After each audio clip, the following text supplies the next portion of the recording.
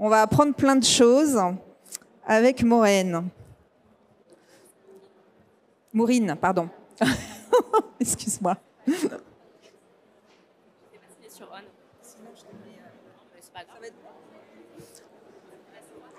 Ouais. Bon, vas-y, je te laisse te présenter, on peut y aller. Bonjour à tous, il est sur On. Donc, je suis Maureen Silla, je suis Digital Learning Manager chez Optevan. Et donc, je vais vous parler du Learning in the Flow of Work. En français, c'est l'apprentissage dans le flux du travail.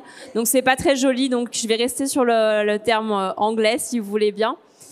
Et avant de vous présenter l'entreprise, je vais juste vous dire que moi, je travaille dans le domaine de Learning and Development depuis une dizaine d'années. Donc, ça me semble un sujet assez intéressant et assez nouveau. Rapidement, Optevan, je ne sais pas si quelqu'un connaît dans la salle, on travaille en marque blanche pour des acteurs de l'assistance et on a des produits d'assurance également dans le domaine de la mobilité, donc tout ce qui est automobile. Très rapidement sur cette slide, ce qui est intéressant, c'est en fait on a quand même 880 collaborateurs en France. On a des filiales en Italie, au UK, en Allemagne, en Espagne. Et on va en avoir d'autres acquisitions cette année.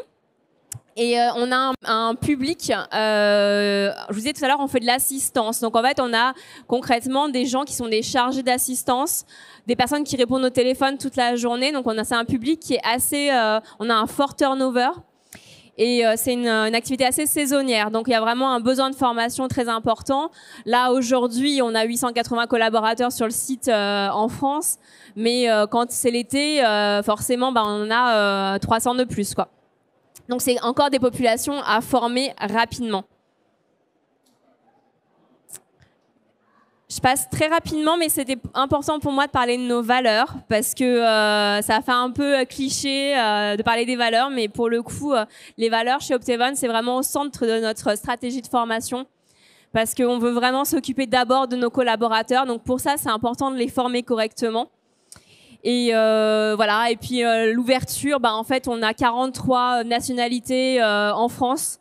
Donc c'est vraiment important que tous nos modules soient dans différentes langues, par exemple. Ouais, je crois que c'est un élément vraiment important qui t'a marqué dans cette entreprise parce que souvent c'est affiché mais pas forcément vécu et toi tu as pu vraiment le vivre. Et pour rebondir avec la conférence d'avant, on a vu aussi que les valeurs, c'est ce qui permet de porter aussi un changement, les mises en place d'outils. Donc c'est vraiment important d'insister sur cet élément-là. Merci Claire. Alors nos challenges, un peu comme tout le monde, forcément on est en pleine évolution, il faut s'adapter. Je vous disais, on est dans le secteur de l'automobile, donc là on sait tous que typiquement tout ce qui est voiture électrique, il y a un boom fou. Donc là, nous vraiment l'idée c'est de s'adapter aux changements et que nos collaborateurs s'adaptent et apprennent les métiers de demain. Quand je parle de challenge, j'aime bien dire aussi que notre façon de travailler, elle a évolué dans le temps et notre façon d'apprendre aussi, elle a évolué. Et l'exemple que j'aime bien donner, c'est typiquement, par exemple, si vous voulez ce soir après le salon cuisiner des empanadas et que vous n'en avez jamais fait, vous n'allez pas attendre d'avoir un cours à l'atelier des chefs dans 3 mois. Non, vous avez envie d'apprendre à plier des empanadas pour votre repas de ce soir. Eh c'est la même chose en learning. En fait, vous allez aller sur Internet, vous allez regarder des tutos, vous allez regarder les commentaires, vous allez regarder des recettes. Et ce soir, en rentrant à la maison, vous allez être capable de faire des délicieux empanadas. C'est la même chose. C'est ça le learning in the flow of work. C'est que je quitte pas ce que je suis en train de faire pour aller me former. Vraiment, l'apprentissage, il arrive là où je suis. Je vous expliquerai concrètement comment on a travaillé là-dessus chez Optevan.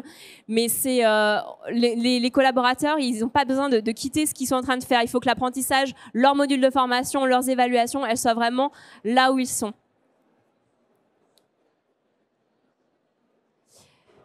Rapidement, quelques chiffres. Il y a une étude Gartner qui dit que 70% des collaborateurs ne maîtrisent pas l'intégralité des compétences dont ils ont besoin dans leur travail. J'ai assisté à une conférence tout à l'heure où il disait un autre chiffre aussi de Gartner qui disait que 30% des compétences ne seront plus utilisées dans 3 ans. Donc en fait, c'est ça, c'est vraiment, il faut se dire que nos collaborateurs, demain, ils ont besoin de nouvelles compétences pour pouvoir évoluer, pour pouvoir être à l'aise dans leur job aujourd'hui, évidemment, mais aussi pour pouvoir avoir de la mobilité dans leur entreprise et coller au métier de demain. Et là, vraiment, on a encore un lien avec nos valeurs parce que vraiment, on met en avant nos collaborateurs. Et là, du coup, pour rebondir, comme je travaille chez Fosway, que nous faisons aussi des études sur le marché et les tendances du marché, parmi les 10 éléments clés qui vont être mis en place aujourd'hui dans les formations, enfin dans les outils e-learning, on a effectivement le flow of work qui apparaît parmi les premiers. Donc, hop, je passe. Alors là, c'est vraiment... pour moi, c'est pourquoi le Learning in Flow of Work va répondre à notre challenge en tant que professionnel du Learning and Development. Je vais vraiment axer là-dessus aujourd'hui. C'est une bonne façon de motiver et engager vos collaborateurs. Pourquoi? Parce qu'en fait, ça répond vraiment à un besoin. J'ai besoin de me former sur un sujet. Ben, en fait, voilà, je ne vais pas attendre 3 ans pour le faire. Je vais me former tout de suite. J'ai un besoin, je me forme. Ben, forcément, si c'est moi qui ai ce besoin, ben, ça va me motiver à me former. En termes d'engagement, c'est hyper simple en fait. Voilà, j'ai pas besoin de réfléchir, j'ai pas besoin d'avoir de code, etc. Je me forme là où j'en ai besoin. Et si je veux faire le lien, par exemple, avec les empanadas, et ben voilà, j'ai besoin de me former sur comment on plie les empanadas. J'ai pas besoin d'apprendre comment on fait une meringue pour ma tarte au citron de meringuée. Voilà, ça n'a rien à voir. Donc là, clairement, je vais être plus motivée. Et en termes managériels, c'est intéressant aussi parce que ça va permettre d'utiliser des temps morts dans la production en fait. Et puis au lieu de on a un petit temps peut-être entre 2 appels. Je vous rappelle qu'on a beaucoup de personnes au téléphone entre 2 appels parce qu'il y a un creux. Et ben là on a besoin de planifier vraiment à l'avance, d'envoyer nos collaborateurs se former et de dire non voilà bon on a un creux d'une demi-heure. Bah tiens tu peux peut-être te former. T'as pas fini ton programme etc. Et donc en fait ça va permettre d'utiliser tous les temps pour se former. Oui, voilà, c'est ce que je voulais rajouter, c'est que ça se prête vraiment très très bien aussi à certains types de métiers. Et vous êtes dans un secteur évidemment centre d'appel où les personnes en sont beaucoup sur leur ordinateur et donc il y a un intérêt très particulier d'utiliser ce type d'outils dans ce secteur-là ou dans d'autres secteurs où on utilise beaucoup effectivement la bureautique. Là, c'est la dernière slide un peu théorique. Si ça peut vous donner encore plus envie, vous encourager à travailler sur cette approche de Learning in the Flow of Work. On a tous fait face à ce type d'erreur, alors soit en tant que professionnel, soit en tant qu'apprenant, d'une formation qui a tout faux, un mauvais objectif, un mauvais ajustement, un mauvais moment. Clairement, chez Optevon, on avait le cas pour notre onboarding. Tout le monde avait le même. Des fois, en fait, il arrivait au bout de 9 mois dans l'entreprise. On parlait des valeurs de l'entreprise au bout de 9 mois. On voyait pas trop l'intérêt. Donc, c'était tout faux. Et c'est la dernière fois d'ailleurs que je vous parlerai d'empanadas. Mais c'est comme si, imaginez, ben voilà, je veux faire des empanadas, mais en fait, on me propose une formation sur les tartes au citron meringuées. Ben, pas bon objectif. Ou alors, j'ai jamais fait d'empanadas de ma vie, on me propose une formation hyper avancée sur la cuisine sud-américaine. Ben, un mauvais ajustement. Et ben oui, je vais me former aux empanadas, mais en fait, le cours, il est dans 3 mois à l'atelier des chefs. Ben, un mauvais moment. Donc là, le Learning in Flow of Work, ça va permettre d'éviter ces erreurs. Et ce que l'on voit là, c'est qu'effectivement, il y a toute une analyse aussi en amont pour décider qu'est-ce que je vais mettre en place, sur quel sujet, comment, pourquoi. On analyse au départ pour voir quels sont les éléments qui vont être porteurs d'avantages pour l'entreprise. Alors, le concret, comment ça s'est passé comment Optevon, donc comment mon entreprise, on a travaillé sur l'apprentissage dans le flux de travail des collaborateurs. Alors, au niveau de la stratégie de l'entreprise, en fait, on a décidé que tous nos outils devaient être hébergés dans Teams. Donc, en fait, tous nos outils, que ce soit notre intranet est dans Teams, notre base de données qualité est dans Teams, tous nos outils collaboratifs, notre Miro est dans Teams, tout est dans Teams. Donc, ça faisait du sens que notre e-learning soit dans Teams également. Donc, on a implanté le LMS de RiseUp dans Teams. Donc, c'est vraiment une appli. Et c'est hyper simple. En fait, ça veut dire qu'en fait, le collaborateur, j'imagine que vous, c'est pareil. Le premier truc qu'on fait le matin en arrivant au bureau, c'est d'allumer notre Teams. Bah, voilà, du coup, en fait, il se connecte et il peut voir directement s'il a des formations en cours, s'il doit les reprendre. Donc, s'il a des quiz à faire, où est-ce qu'il en est de son parcours de formation. Même au niveau du manager, je vais parler tout à l'heure de temps mort, bah, le manager, il peut vérifier sur son Teams l'état de l'avancée des formations, la complétion des formations de ses collaborateurs. Donc ça, c'est hyper important lorsqu'il planifie le travail du collaborateur. Je vais vous montrer quelques écrans pour vous montrer... Alors, moi, c'est très jaune. quelques écrans pour vous montrer à quoi ça ressemble. En fait, des fois, quand on est pro, on a envie de savoir concrètement comment ça ferait. Alors concrètement, vraiment, voilà, c'est là, on est dans l'appli de Teams. On ne sort pas de Teams, il n'y a pas d'histoire de mot de passe. Voilà, je pense que si ceux qui ont déjà des LMS, ils se prennent la tête tout le temps à renvoyer le lien une énième fois. Là, il n'y a pas de lien. Voilà, c'est dans Teams, c'est hyper simple. Il n'y a pas de mot de passe, il n'y a pas de login. Non, la personne, elle est reconnue, c'est relié à l'Active Directory de l'entreprise. Il n'y a pas d'histoire, en fait. Et vu que c'est relié à l'Active Directory de l'entreprise, en fait aussi, je vois les formations dont j'ai besoin. Donc, en fonction de mon métier. Et en fonction de si je suis nouveau, pas nouveau, si j'ai besoin d'une formation continue ou pas. Et est-ce qu'il y a des formations qui sont obligatoires dans cette liste-là? Oui, il y a des formations obligatoires. On va en parler. Merci. Voilà, là, par exemple, je rentre dans une formation. Voilà, il y a les étapes. Et puis, voilà, j'ai le petit bouton commencer. C'est hyper simple. Hein. Vous voulez commencer, c'est cliquer sur commencer. Ça n'est pas, voilà. C'est simple. Et voilà, et pour vous montrer, il peut y avoir différents types de contenus. Là, c'est une vidéo. Hein. Voilà. Typiquement, là, c'est la première partie de notre onboarding. Alors, et du quiz, donc c'est hyper simple. Donc on peut vraiment alterner des étapes de modules pédago, du SCORM, ce que vous voulez, avec des quiz. Donc je vais vous présenter 2 cas concrets. Une qui correspond justement, Claire, une formation obligatoire qui était vraiment transverse à toute l'entreprise, et une qui est une formation métier liée à l'apprentissage d'un nouveau contrat. La première, donc ça concerne, donc ça c'était une formation qui était transverse, obligatoire à tout le monde. Donc sur la sensibilisation à la cybersécurité, donc ça vraiment c'est important pour tout le monde. Donc on avait ciblé 900 employés. La formation était obligatoire et on l'a co-construite avec le service SSI. Souvent, on a l'idée d'une formation obligatoire super ennuyeuse, hyper descendante. Là, on voulait vraiment pas ça. On voulait quelque chose un peu sympa. Donc, on a fait des petits cartoons avec des petits quiz derrière. Et puis, il y en avait 5 modules. Soit les collaborateurs, ils choisissaient. C'était vraiment un peu comme Netflix. Hein. En fait, c'est soit vous en faisiez un de temps en temps, et ils avaient 1 mois et demi pour le faire. Soit c'était du binge-watching. Et là, dans ce cas, ils se faisaient les 5 d'un coup. Voilà. Chacun a fait un petit peu comme il avait envie. L'idée, c'était vraiment de former différemment, créer un programme un peu plus personnalisé que ce qu'ils avaient l'habitude jusqu'à présent. Ce que j'ai oublié de dire, c'est qu'en fait, chez Optevan, il n'y avait pas du tout. On a commencé la formation digitale au mois de juin l'année dernière. Avant, il n'y avait pas du tout de formation digitale. C'était que des formations en présentiel. Donc, c'était vraiment, on promeut une nouvelle façon d'apprendre, en fait. Alors, en termes de résultats, c'est plutôt pas mal. Vous allez voir. Donc, on a alors le score. Bon, on a des bons scores, mais ce que j'aime bien, moi, c'est les chiffres sur la complétion. Donc, on a 84,5% des collaborateurs qui ont réalisé la formation. Et le chiffre qui me rend assez fière, en fait, c'est le NPS. On a 81% qui sont promoteurs de la formation. Donc, c'est des super chiffres. En fait, vraiment, ils ont aimé ce format, ils ont trouvé facile. J'avais laissé la rejouabilité, donc du coup, il y en a qui m'ont dit qu'ils l'avaient refait jusqu'à ce qu'ils aient 100%. Bah, voilà, c'est comme ils voulaient, il n'y avait pas de souci.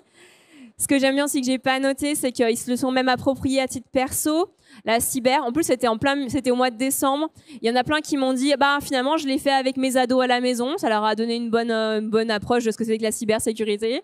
Il y en a qui m'ont dit, ben voilà, vu que c'était Noël, on recevait plein de mails dans tous les sens, et ben j'ai eu envie de cliquer sur des liens genre Chronopost. On l'a tous reçu sur SMS de Chronopost là. Et ben je l'ai pas fait, hein, parce que bah du coup j'avais fait ta formation, donc voilà. Donc je me dis que quand on se l'approprie, bah c'est tout gagné. Ce qui était important, c'est vraiment l'implication des managers. En fait, on a vraiment eu une adhésion de tout le monde parce que c'était simple, mais en fait, les managers se sont vraiment appropriés. Et c'est hyper important d'impliquer vos managers parce que sinon, ça ne fonctionne pas.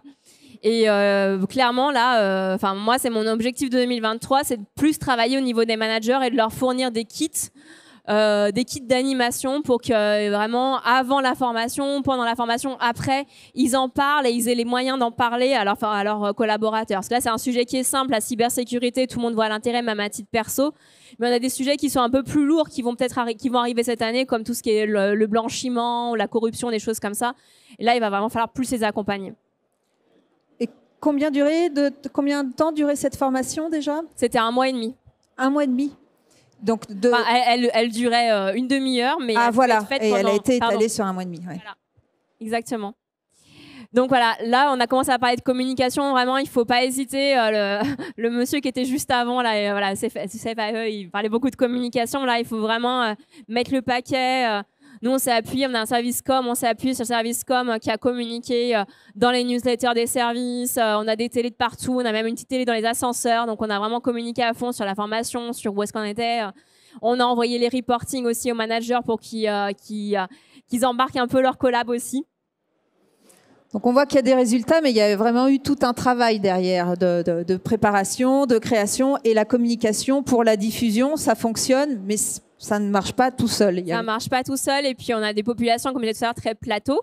Donc en fait, des plateaux d'appel, en fait, on a deux types de collaborateurs. Chez nous, on a des collaborateurs qui organisent leur temps comme ils le souhaitent ou comme ils le peuvent, mais en tout cas, voilà. Et puis d'autres, voilà, les gens sur les plateaux, ils arrivent le matin, il faut qu'ils répondent au téléphone. Donc en fait, si on veut qu'ils puissent se former, il faut qu'on leur permette d'avoir de la dispo. Et donc là, la bonne pratique qu'on avait ressortie de formation qu'on avait fait un peu plus tôt dans l'année, c'était bloquer du temps dans les agendas des collaborateurs et vous leur dites, bah voilà, voilà, faire des batchs. Voilà, toi à 13h, tu vas te former, tu te prends le temps pour te former, à 14h, tu prends le temps de te former. Le deuxième cas concret, en fait, c'était une formation la plus métier, donc sur un plateau. Donc là, on ciblait moins de personnes, qu'on ciblait juste un de nos plateaux d'assistance avec un programme qui était encore obligatoire. Mais là, pour le coup, ils étaient vraiment plus qu'intéressés puisque de toute façon, il y avait un nouveau contrat et il allait falloir qu'ils répondent à ce nouveau contrat. Donc, il fallait vraiment qu'ils se forment. Donc, c'est pour ça qu'on a eu des super scores. C'était une expérience qui était intéressante parce que ça m'a permis de commencer à embarquer les formateurs d'Optevan. Je vous rappelle, au début, la formation, elle était que présentielle et assez descendante, donc ils n'avaient pas du tout l'habitude de cette façon de former. Là, pour ce plateau, on a embarqué les formateurs là-dedans pour qu'ils travaillent sur leur posture et pour qu'on fasse une formation blended, donc avec un mix de notre formation qui était sur Teams, sur RiseUp, et une partie en classe, qui était vraiment beaucoup moins descendante. Là, au départ, ils étaient partis pour faire des slides et des slides pour parler de nouveaux contrats. Non, du coup, on a fait une formation e-learning plutôt sympa sur Genially, pour ceux qui connaissent, avec des petits quiz avant et une nouvelle évaluation juste avant le lancement de ce contrat.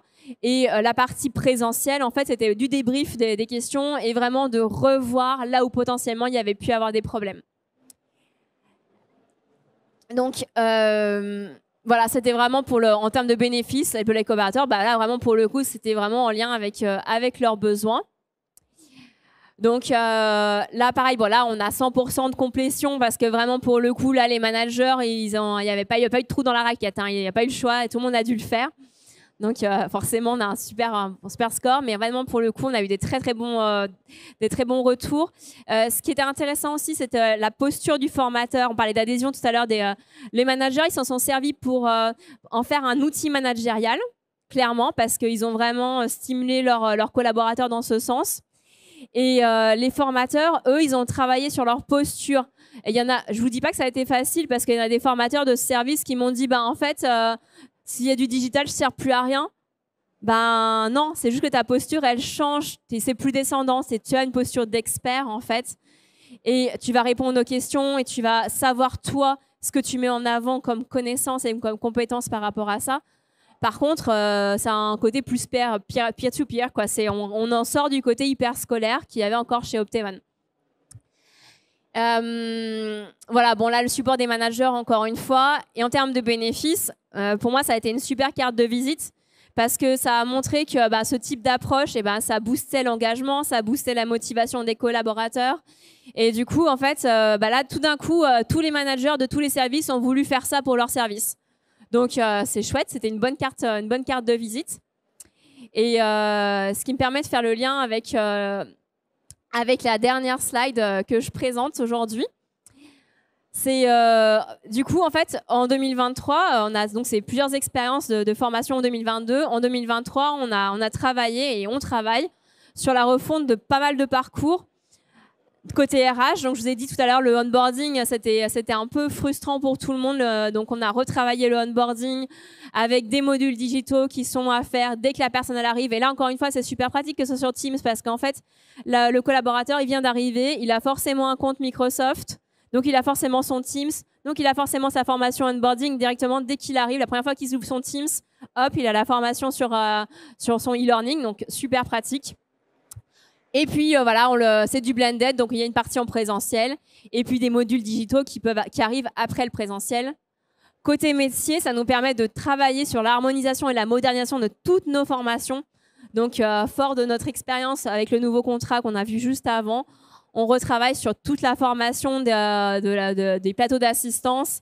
Et vraiment, l'idée, c'est de donner du sens encore aussi à ce que font nos collaborateurs.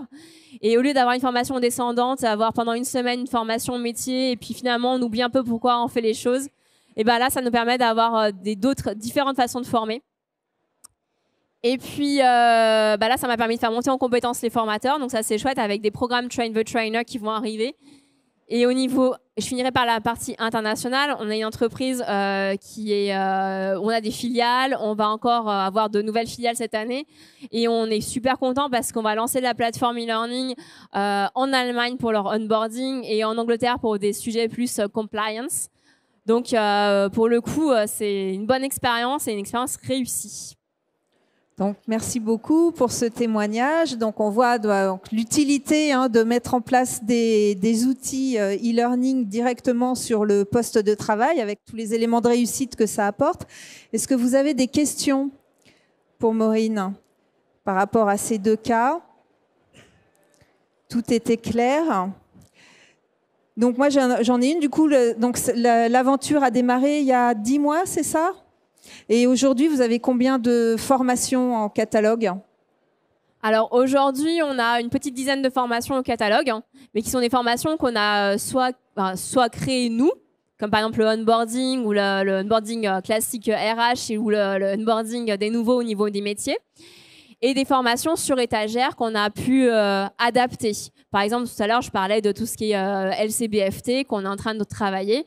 On la lance là ces jours. Justement, et ce sont des formations qu'on a travaillées pour les rendre plus opt-even, plus collées à nos métiers. Mais l'idée, effectivement, je te rejoins, c'est d'avoir un catalogue plus étoffé. Donc là, c'est aussi pour ça que je suis là aujourd'hui. C'est pour mettre plus de contenu, pour qu'il y ait plus de choses. Au départ, c'était vraiment une volonté de ma part qu'il n'y ait pas trop de contenu. Parce qu'encore une fois, en fait, les collaborateurs, ils n'avaient jamais eu accès à de la formation digitale. Donc, en faisant mon petit tour, je me suis aperçue que si je leur mettais trop de choses à dispo, en fait, ils ne sauraient pas forcément quoi faire avec tout. Maintenant qu'ils commencent à avoir l'habitude de l'outil, ils sont vraiment en demande d'avoir beaucoup de choses à dispo. Oui, donc il faut y aller pas à pas par rapport à la culture, acclimater. Du coup, maintenant, la communication est toujours très très forte ou on a toujours besoin quand même de communiquer ou ça marche tout seul maintenant? Non, ça marche pas tout seul. Non, ça marche pas tout seul. Il faut vraiment communiquer tout le temps. J'interviens en comité manager, en comité directeur pour rappeler cette approche, ce qu'on attend d'eux aussi. Donc là, la communication, on la lâche pas et c'est un travail de longue haleine. Moi, j'aurais une question. Bonjour. J'aimerais savoir combien de personnes a été mobilisées pour pouvoir faire tous ces modules? Parce que j'ai cru comprendre que du coup, il y a une partie qui a été faite par vous, du coup, et puis d'autres qui ont été pris d'un catalogue. Donc, combien de personnes ça a mobilisé pour pouvoir faire tout ce travail? Donc, en 10 mois, c'est ça, hein? Alors, au service formation, on est 2,5 parce qu'il y a un apprenant. Alors, il n'est pas là tout le temps, donc désolé pour le 1,5. Mais voilà, on est 2,5 pour le côté structuration et création de contenu. Et puis après, en fait, tous les pôles ont des formateurs. Donc, en fait, par exemple, typiquement, tout à l'heure, je parlais de la refonte des parcours métiers. On a un formateur par pôle, donc on a 5 formateurs qui sont vraiment, on va dire, moitié de leur temps, ils font des conceptions sur des modules métiers. Du coup, je me permets juste de rebondir sur ça. Donc, si j'ai bien compris, une des choses que vous avez faites avec les 2 personnes et demie, c'est plutôt de l'incrémentation dans l'outil, non? Alors, oui et non. L'incrémentation, oui, bien sûr. En fait, moi, je fais de la conception aussi. D'accord. Donc, j'ai conçu des modules également. Et en fait, on a aussi fait appel à des agences. Pour tout ce qui est cybersécurité, ça ne servait à rien de réinventer la roue. On est passé par une agence. Et par contre, on a adapté le discours. Ok, très clair. Merci. Merci. Est-ce qu'il y a une dernière question? Une ou deux d'ailleurs. On a encore 5 minutes.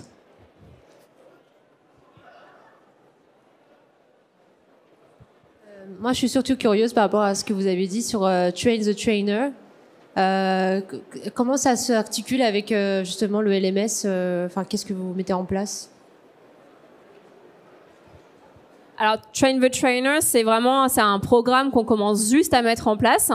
En fait, les formateurs chez nous sont pas des formateurs de métier. Il y a eu de la mobilité interne, donc et puis ils ont plein de casquettes. Donc c'est des experts métiers, mais par contre, ils ont pas vraiment. Enfin, moi quand je suis arrivée, j'étais assez étonnée. Ils savaient pas ce que c'est qu'un objectif pédagogique, un déroulé pédagogique, des choses comme ça. Donc en fait, on leur fait travailler concrètement sur leur posture de formateur. Comment très concrètement on conçoit un module de formation en fonction de nos objectifs et derrière cette démarche Learning in the Flow of Work on l'intègre complètement en fait. C'est vraiment une bonne pratique. Enfin, c'est plus qu'une bonne pratique en fait. On leur dit voilà, chez Optevan en fait la formation elle est comme ça. Donc on travaille de façon assez personnalisée service par service pour voir comment la mettre en place. Typiquement, on a notre formation, la formation onboarding pour certains métiers. On s'assoit avec eux et puis on voit sur une semaine, on fait le plan de formation ensemble. Et eux, ça les fait monter en compétence sur ce que c'est qu'un plan de formation et comment ils vont le faire, l'animer. On travaille sur leur animation de leur semaine de formation en intégrant justement des moments digitaux avec la plateforme LMS et des moments en présentiel. Et voilà, et là, on travaille sur le côté animation, comment j'anime une session en présentiel. Eh bien, merci beaucoup pour ces 2 témoignages de cas clients. Merci donc à Optevan, à RiseUp. Et un mot de la fin, avec quoi doivent repartir les gens? Le mot de la fin, c'est vraiment, pour moi, c'est l'aspect. Moi, je suis assez convaincue de cette approche Learning in the Flow of Work pour l'engagement et la motivation. Donc, n'hésitez pas à regarder un peu sur Internet si vous voulez en savoir un peu plus. Pour moi, c'est vraiment une bonne façon de valoriser l'humain dans vos formations parce que ça va vraiment embarquer tout le monde, ça va embarquer les managers, ça va embarquer les collaborateurs, ça embarque les formateurs également. Donc, c'est un bon. Au niveau humain, c'est plutôt une bonne approche également. Merci beaucoup.